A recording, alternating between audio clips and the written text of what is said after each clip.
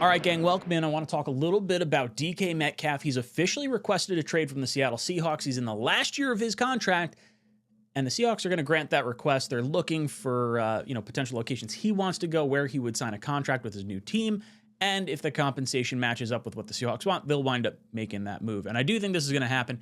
Last year of his contract, he's due $18 million in base salary. He has a $4 million option, so whatever team trades for him would be a 1-year, $22 million contract. But realistically, he's 27 years old. The dude's going to get a fat contract right now, so the cap hit you can't even worry about. It's going to wind up being like a $130, $140 million contract on 4 years.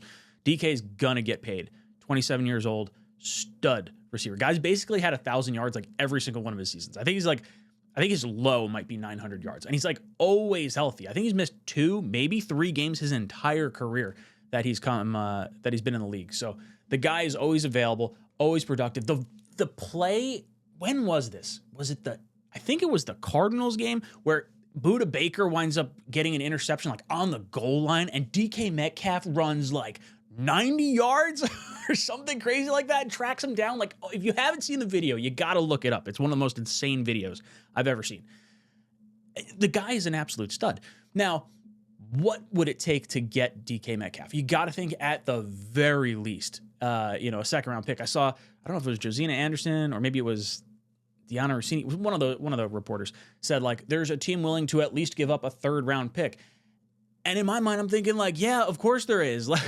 This guy's an absolute stud. And then you sort of think about it. It's okay, well, Tyreek Hill wound up going for, what was it, maybe a late first or a second plus, and whatever. It winds up never being as high of a pick as you would maybe think it would be when it's paired with a massive contract. So maybe you could get him for a second round pick. If I were the Jets and you could facilitate that, I would do it in a heartbeat. Now, I don't think DK is going to want to come here. He may just say, I'm not signing an extension with the Jets. And that just would be the end of it. Now, when you think about wide receivers and where, when is the right time for a franchise to go out and make a move like this? Now, obviously, adding this kind of player at any point is a good move, and you're going to have him for the next 4 or 5 years potentially. But you start seeing a lot more with teams that have a young quarterback under contract. Josh Allen comes in, they make the trade for Stefon Diggs. You see Tua come in, they make the trade for Tyreek Hill. CJ Stroud comes in, they make the trade for Stefon Diggs. And that's sort of been the formula that we've kind of witnessed over the last few years. And I do think that that's kind of where the Jets fall a little bit short. We don't have the quarterback. We don't really see ourselves as a winning franchise for this year, at least. You're hoping to have a quarterback. Maybe it's in this draft, maybe it's in next year's draft, whatever it is. I think we're probably a year away from it. Now, from is this going to impact us standpoint, I think 100% the Patriots should be in on this. If I'm the Patriots, I'm offering my second round pick all day.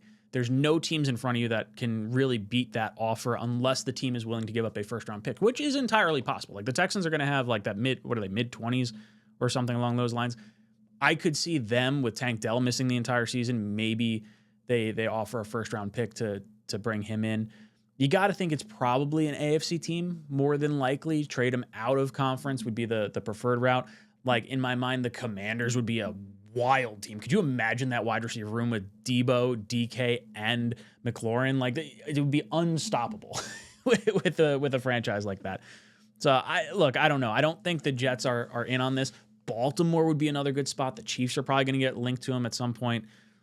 This guy is going to have a little bit of a bidding war going on around him. And I really would love the Jets to be in an opportunistic situation to take advantage of one of these types of moves in the near future. And I think it all comes back to the Jets having a quarterback on the roster, and we just don't have that yet. So Jet fans, I'm sorry.